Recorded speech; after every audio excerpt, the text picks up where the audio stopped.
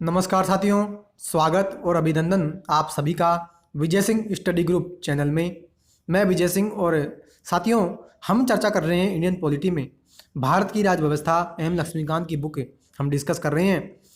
Laxmikant polity series हमारी चल रही है और उसमें इमरजेंसी प्रोविजंस यानी आपातकालीन प्रावधान का लेसन नंबर 16, ठीक है, इस बुक का लेसन नंबर 16 हमारा चल रहा है। उसमें हमने अभी तक इमरजेंसी प्रोविजंस का जो टॉपिक है, लेसन जो है, उसमें हमने आर्टिकल 352 यानी राष्ट्रीय आपातकाल की हमने चर्चा कर ली। आर्टिकल 356 आर्टिकल 365 राष्ट्रपति शासन की हमने चर्चा कर ली।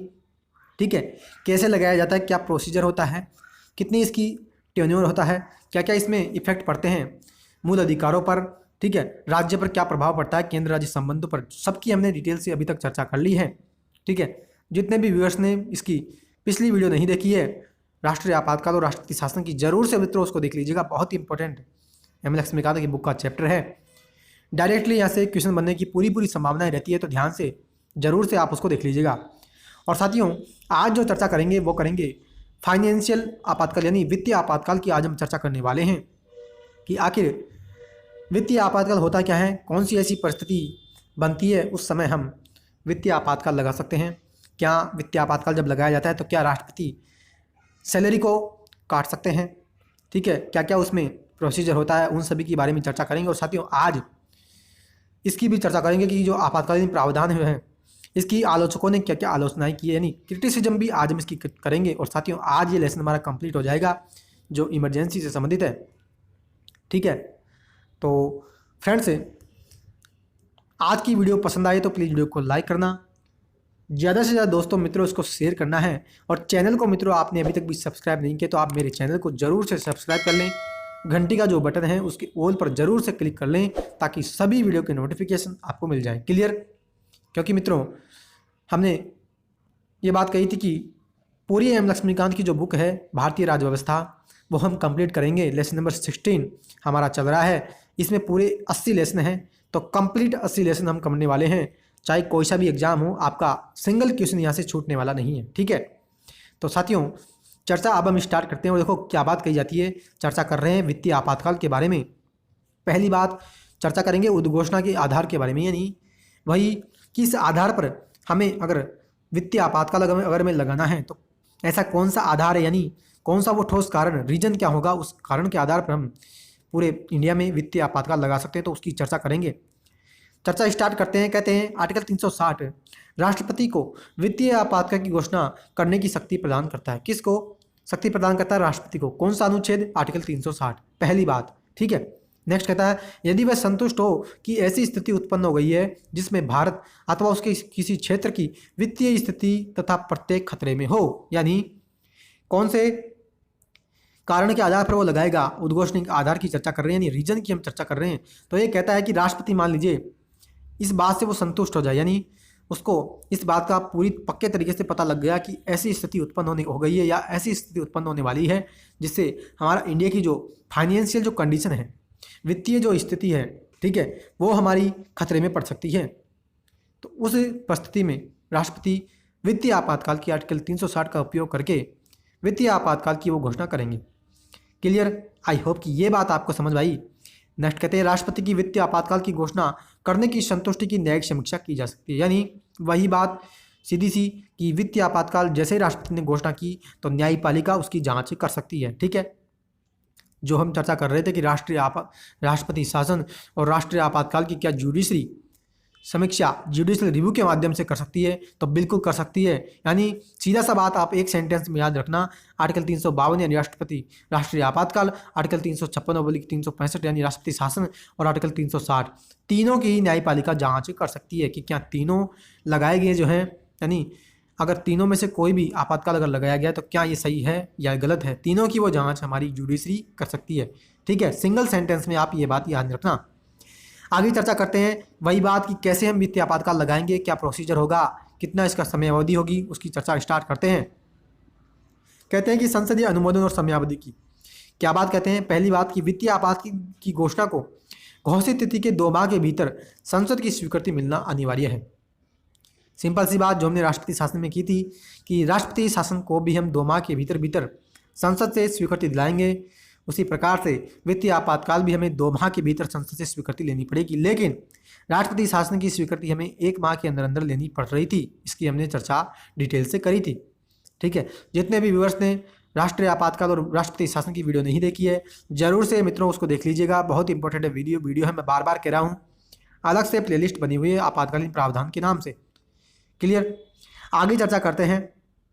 कहते हैं कि यदि वित्तीय आपातकाल की घोषणा करने के दौरान अगर लोकसभा विघटित हो जाए या 2 माह के भीतर इसे मंजूर करने से पूर्व ही लोकसभा विघटित हो जाए तो यह घोषणा पुनर्गठित लोकसभा की प्रथम बैठक के बाद 30 दिनों तक प्रभावी रहेगी, परंतु इस अवधि में इसे राज्यसभा की मंजूरी मिलना आवश्यक है। वही बात, सिंपल सी बात, यानी सेम बात जो राष्ट्रपति शासन में आ रही थी, सेम वही बात एज इट इज आ रही है कि अगर बिना वित्तीय आपातकाल की घोषणा को मंजूरी दिए ही लोकसभा विघटित हो गई तो नई लोकसभा जैसे ही गठित होगी, ठीक है, तो नई लोकसभा गठित हुई और उसकी पहली बैठक जैसी हुई, उसकी पहली बैठक से आने वाले 30 दिनों तक उसका समय होगा। उस 30 दिनों के अंदर अंदर उसको उस वित्तीय आपातकाल की घोषणा को अनुमोदन देना पड़ेगा।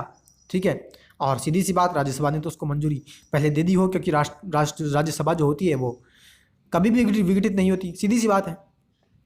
ठीक है, यानी राज्यसभा ने उसका अनुमोदन पहले कर दिया हो और हमें लोकसभा से उसका अनुमोदन लेना है। क्लियर। नेक्स्ट क्या कहते हैं कि एक बार यदि संसद के दोनों सदनों से इसे मंजूरी मिल जाए तो वित्तीय आपातकाल अनिश्चित काल के लिए तब तक प्रभावी रहेगा जब तक इसे वापस न ले लिया जाए। यानी सेम बात जो राष्ट्रीय आपातकाल में हम कर रहे थे कि राष्ट्रीय आपातकाल को हम अनिश्चित काल तक बनाए रख सकते हैं, उसी प्रकार से वित्तीय आपातकाल भी हम अनिश्चित काल तक बनाए रख सकते हैं, क्योंकि ऐसा तो फिक्स है नहीं कि मान लीजिए हमने ऐसा प्रावधान अगर कर देते कि वित्तीय आपातकाल को अधिकतम 1 माह तक हम लगाए रख सकते हैं, और मान लीजिए अगर हमने वित्तीय आपातकाल लगा दिया और 1 साल के अंदर अंदर, यानी अगर हमने ये प्रावधान कर दिया कि वित्तीय आपातकाल 1 साल तक लगाए रखे, अधिकतम 1 साल की अवधि तक लगा रहेगा, और मान लीजिए 1 साल की अवधि में अगर हमारी वित्तीय स्थिति सही नहीं हुई तो फिर हम क्या करते। इस कारण से हमने इसका प्रावधान क्या किया, अनिश्चित काल तक, मतलब जब तक हमारी फाइनेंशियल कंडीशन सही नहीं है तब तक हम इसको लगाए रखेंगे, जैसे ही सही हुई हम उसको हटा देंगे। क्लियर। तो ये बात मित्रों, आशा करता हूँ कि ये बात आपको समझ में आई। आगे कहता है कि ये 2 बातों को इंगित करता है कि इसकी अधिकतम सीमा निर्धारित हमने नहीं की और इसे जारी रखने के लिए संसद की पुनः मंजूरी की भी आवश्यकता नहीं है। यानी वित्तीय आपातकाल हमें लगाना है ना, तो बस एक बार हमने लगा दिया, एक बार हमने संसद से अनुमोदन उसका करवा दिया, अनिश्चित काल तक वो लागू रहेगा बिना उसकी, यानी वापस उसको हमें पुनः मंजूरी लेने की आवश्यकता है ही नहीं। क्लियर। नेक्स्ट कहते हैं कि वित्तीय आपातकाल की घोषणा को मंजूरी देने वाला प्रस्ताव संसद के किसी भी सदन के द्वारा सामान्य बहुमत यानी सिंपल मेजोरिटी द्वारा पारित किया जा सकता है, अर्थात सदन में उपस्थित सदस्यों की उपस्थिति एवं मतदान का बहुमत।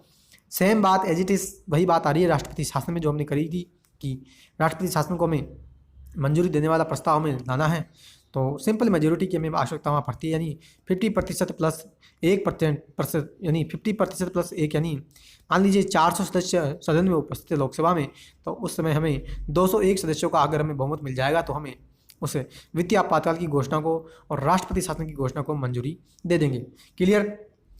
नेक्स्ट चर्चा करें कि राष्ट्रपति द्वारा किसी भी समय अनुवर्ती घोषणा के द्वारा वित्तीय आपात की घोषणा वापस ली जा सकती है। ऐसी घोषणा को किसी संसदीय मंजूरी की आवश्यकता नहीं होती, यानी राष्ट्रपति आएंगे और दूसरी घोषणा करेंगे कि हाँ अब वित्तीय आपातकाल जो हमने लगा रखा था उसको उसकी घोषणा को हम वापस लेते हैं, यानी हमें वित्तीय आपातकाल की समाप्ति करते हैं, और ऐसे ही समाप्ति के साथ यानी ऐसी घोषणा के साथ ही वित्तीय आपातकाल समाप्त हो जाएगा।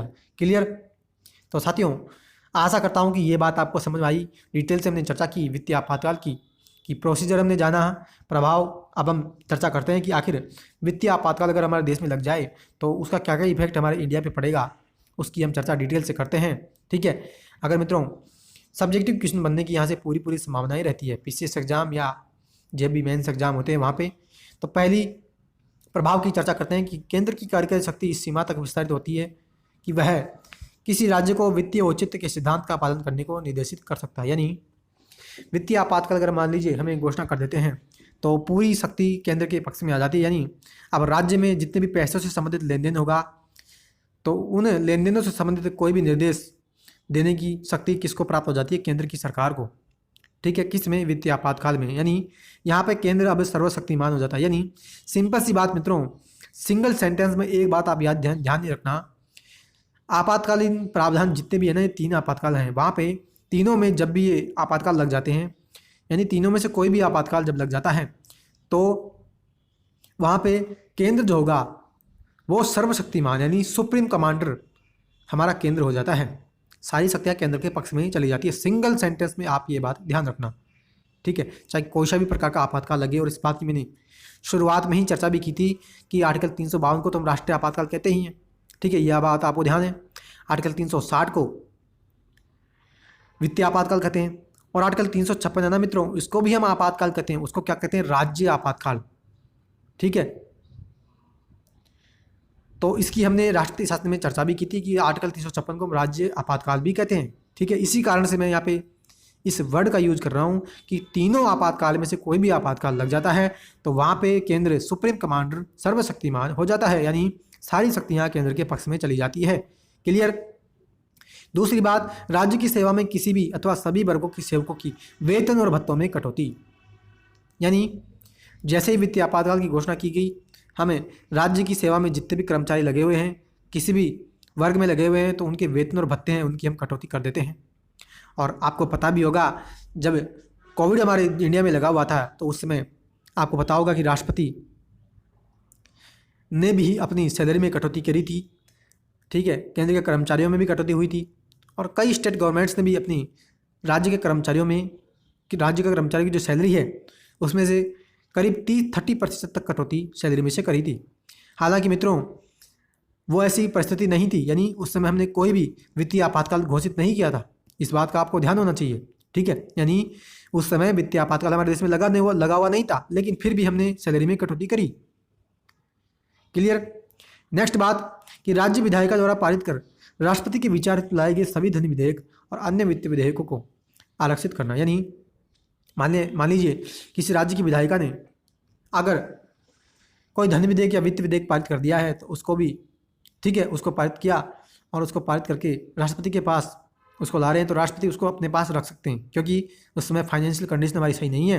तो इस कारण से पैसों से संबंधित जो भी काम होगा उसको पहले राष्ट्रपति से सहमति लेनी पड़ेगी। क्लियर। नेक्स्ट क्या कहते हैं कि राष्ट्रपति वेतन एवं भत्तों में कटौती जारी कर सकता है। केंद्र की सेवा में लगे सभी अथवा किसी भी श्रेणी के व्यक्तियों की उच्चतम न्यायालय और न्यायालय के सभी न्यायाधीशों की, यानी वो कहना चाह रहा है कि राष्ट्रपति वित्तीय आपातकाल की स्थिति में वेतन और भत्तों में जो कटौती करेगा, किसी में केंद्र की सेवा में लगे कर्मचारी और किसी भी श्रेणी के कर्मचारी हों, यानी चाहे ग्रुप ए के हों या बी के हों, सभी के व्यक्तियों की, सभी के गवर्नमेंट जो सर्वेंट हैं उनकी सैलरी में से वो कटौती कर सकता है। यहाँ तक कि सुप्रीम कोर्ट और हाई कोर्ट के जो न्यायाधीश हैं, जो जज हैं, उनकी भी सैलरी में कटौती वहाँ की जा सकती है। क्लियर। नेक्स्ट बात करें कि वित्तीय आपातकाल की अवधि में राज्य के सभी मामलों में केंद्र का नियंत्रण हो जाता है। इसकी बात तो मैंने चर्चा पहले ही कर ली कि केंद्र जो है वहाँ पे सुप्रीम कमांडर सर्वशक्तिमान हो जाता है। और बहुत ही इंपॉर्टेंट बात मित्रों कि अब तक वित्तीय संकट घोषित नहीं हुआ है, यद्यपि 1991 में वित्तीय संकट आया था। यानी मित्रों 1991 में हमने जब वित्तीय संकट हमारे देश में उत्पन्न हुआ, हमारी फाइनेंशियल कंडीशन बहुत ख़राब हुई, जब नरसिम्हा राव की सरकार थी, तो उस समय वित्तीय संकट हालांकि हमारे देश में बना हुआ था, लेकिन फिर भी मित्रों उस समय भी हमने वित्तीय आपातकाल घोषित यानी वित्तीय आपातकाल की घोषणा हमने नहीं की। यानी वित्तीय आपातकाल हमें यहाँ पे मित्रों हमने कभी भी आज तक घोषित नहीं किया हुआ है, ठीक है। अब मित्रों अंतिम बात जो चर्चा करते हैं कि हमने चर्चा तो कर ली कि राष्ट्रीय आपातकाल, राष्ट्रपति शासन और वित्तीय आपातकाल लगाते हैं।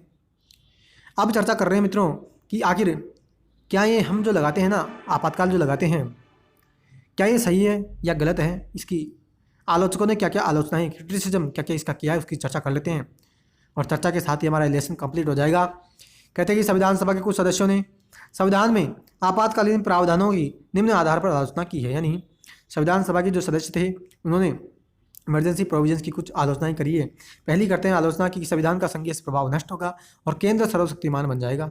सिंपल सी बात है, इसकी तो हमने कई बार चर्चा की है। अभी कुछ समय पहले चर्चा की कि आपातकाल की स्थिति में केंद्र जो है सर्वशक्तिमान यानी सुप्रीम कमांडर बन जाता है, और संविधान का संघीय जो प्रभाव है, यानी संघीय प्रभाव का मतलब सेपरेशन ऑफ पावर्स, यानी शक्तियों का विभाजन, शक्तियों का जो बंटवारा हमने किया है केंद्र और राज्य की सरकारों के बीच में और स्थानीय सरकारों के बीच में, अलग से हमने विषय बांट दिए संघ सूची में, राज्य सूची में और समवर्ती सूची में, यानी शक्तियों का हमने बंटवारा कर दिया। तो ये शक्तियों का बंटवारा हमने जो किया है संघीय संविधान के माध्यम से संघीय प्रभाव जो है ये नष्ट हो जाएगा, क्योंकि केंद्र वहाँ पे सर्वशक्तिमान बन जाएगा, यानी सारी शक्तियाँ तो अब केंद्र के पक्ष में चली गई, यानी कानून भी बनाएगी, यानी यहाँ तक कि राज्य सूची पर भी कानून वो केंद्र जो है वो बना सकता है। तो इस कारण से संघीय प्रभाव वहाँ पे नष्ट हो गया। सेपरेशन ऑफ पावर यानी शक्तियों का बंटवारा जो है वो वहाँ पे हमें दिखता नहीं है, पहली बात। दूसरी आलोचना कि राज्यों की शक्तियाँ चाहे एकल और संघीय हो, दोनों पूरी तरह से केंद्रीय प्रबंधन के हाथ में आ जाती है, ठीक है। तीसरी बात, राष्ट्रपति तानाशाह बन जाएगा, क्योंकि तीनों आपातकाल लगाने का अधिकार हमने राष्ट्रपति को दिया है। तो इस कारण से ये करें कि राष्ट्रपति जो है वो एक तानाशाह बन जाता है, यानी डिक्टेटरशिप वहाँ लागू हो जाती है, यानी राष्ट्रपति सभी निर्णय लेने में सक्षम हो जाता है। नेक्स्ट बात कि राज्यों की वित्तीय स्वायत्तता निरर्थक हो जाएगी, यानी वित्तीय स्वायत्तता यानी फाइनेंशियल जो भी निर्णय लेना है वो राज्य अपने पहले स्वतंत्र रूप से निर्णय ले सकते थे, लेकिन जैसे ही कोई भी आपातकाल हमने लगाया तो वहाँ पे सभी निर्णय लेने का अधिकार केंद्र के पक्ष में चला जाता है, जिस कारण से राज्यों की वित्तीय स्वायत्तता व्यापी समाप्त हो जाती है, निरर्थक हो जाती है। और अंतिम बात कि मूल अधिकार अर्थहीन हो जाएंगे और परिणाम स्वरूप संविधान की प्रजातंत्रीय आधारशिला नष्ट हो जाएगी, यानी मूल अधिकार भी अर्थहीन हो जाते हैं। क्योंकि सिंपल सी बात है, राष्ट्रीय आपातकाल में हमने चर्चा भी की थी आर्टिकल 358 और आर्टिकल 359 की। आर्टिकल 358 आर्टिकल 19 में 6 मूल अधिकार जो हैं, यानी जो हमारा वाक एवं अभिव्यक्ति की स्वतंत्रता का जो अधिकार है उसकी हमने आर्टिकल 19 में चर्चा की थी कि आर्टिकल जब भी राष्ट्रीय आपातकाल लगता है बाह्य आक्रमण के आधार पर, तो आर्टिकल 358 के माध्यम से आर्टिकल 19 में जो 6 मूल अधिकार है वो हमारे निलंबित हो जाते हैं। और आर्टिकल 359 में इस बात की चर्चा की कि अनुच्छेद 19 के अलावा अन्य मूल अधिकार राष्ट्रीय आपातकाल की परिस्थिति में निलंबन उसका हो सकता है, इसकी चर्चा हमने की थी। तो इसी कारण से यहाँ पे कह रहे हैं कि मूल अधिकार जो हैं वो यहाँ पे अर्थहीन हमें होते दिखाई देते हैं। क्लियर? तो साथियों, ये आज हमने चर्चा की वित्तीय आपातकाल के बारे में, और वित्तीय आपातकाल की समाप्ति के साथ ही आज हमारा लेसन नंबर 16 जो था इमरजेंसी प्रोविजंस यानी आपातकालीन प्रावधान नाम से अलग से लेसन इसमें बना हुआ है एम लक्ष्मीकांत की बुक में। तो ये लेसन हमारा आज कंप्लीट हुआ। आशा करता हूँ मित्रों आज का लेसन और पूरा ये जो लेसन है आर्टिकल 352, 356 और 360 यानी इमरजेंसी प्रोविजंस का जो लेसन है वो आपको अच्छी प्रकार से समझ आया होगा। किसी भी प्रकार की कोई भी अगर आपको किसी भी प्रकार की परेशानी का सामना करना पड़ा हो तो पुनः आप वीडियो को देख करके बार बार उसको सुनिएगा। मैं ये प्रॉमिस के साथ डेफिनेटली ये कहता हूँ कि जो भी आपकी समस्या है वो आपकी दूर हो जाएगी। क्लियर? तो साथियों, ये पूरा लेसन और आज का लेसन कंप्लीट आपको कैसा लगा ज़रूर से आप कमेंट बॉक्स में कमेंट करके बताइएगा। आज का लेसन आपको कैसा लगा? अगर वीडियो पसंद आई है तो वीडियो को लाइक करना, ज़्यादा से ज़्यादा दोस्तों मित्रों उसको शेयर करना। और चैनल को अभी तक भी आपने सब्सक्राइब नहीं किया मित्रों, आप ज़रूर से मेरे चैनल को सब्सक्राइब कर लें। बेल का जो आइकन है उसके ऑल पर क्लिक कर लेना ताकि वीडियो के नोटिफिकेशन आपको मिल जाएंगे। ठीक है? तो साथियों, आज हम यहीं स्टॉप रखते हैं। आने वाले लेक्चर में अब हम मिलेंगे अगले लेसन के साथ, जो कि हमारा होगा बहुत ही इंपॉर्टेंट लेसन है, राष्ट्रपति से संबंधित हमारा लेसन होगा। और सभी शक्तियों की विधायी शक्तियाँ, कार्यकारी, वित्तीय, न्यायिक शक्तियाँ, सैन्य शक्तियाँ, कूटनीतिक शक्तियाँ, वीटो शक्तियाँ, ठीक है, अध्यादेश की शक्ति, समाधान की शक्ति और निर्भया केस जो चला 2012 से, उसकी भी हम डिटेल से राष्ट्रपति के लेसन में चर्चा करने वाले हैं। तो साथियों, आज का लेक्चर यहीं स्टॉप रखते हैं। आने वाले लेक्चर में नए लेसन के साथ मिलेंगे। तो तब तक के लिए हैव अ नाइस डे। जय हिंद, जय भारत, वंदे मातरम।